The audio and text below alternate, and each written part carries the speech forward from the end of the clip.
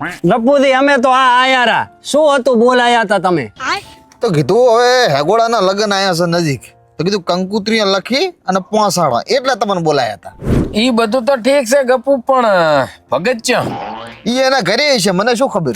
લે ઈ તારો મોટો ભાઈ છે, ઈ તો આગળ હોવો જોઈએ ને. છોકરો મોટો ભાઈ છે તો ઈ મારે આદે ન દુવે ને કાલીએ ન દુવે. એવા ભાઈ કરતો તો બે ભેહા રાખવી હારી, ટોણે ટોણે દૂધ તો આલે. તો ગપુ હગો ભાઈ તો ભેળો બેઠો જ હોવો પડે, એમને એમ તો અમે બે બેઠા હોય કે હારા ના લાગે. એને આવું હોય તો ઈ કયો ના આવી કે એને નહીં ખબર હોય કે એના ભાઈની ઘરે પ્રસંગ છે.